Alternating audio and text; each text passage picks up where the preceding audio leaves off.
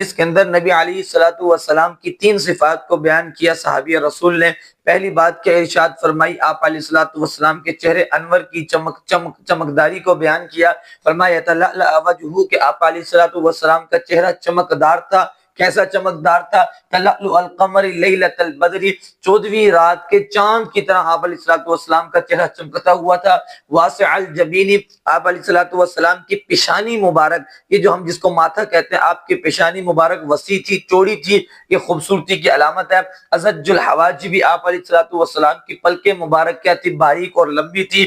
ثوابغ، اور آپ علیہ الصلوۃ والسلام کی پلکیں جو ابرو تھے ان کے اندر تھوڑا سا خم تھا، خمدار ابرو تھے۔ من غیر قرن، بالکل یہ ابرو ملے ہوئے نہیں تھے بلکہ درمیان میں تھوڑا سا وقفہ تھا جو خوبصورتی کی علامت ہے۔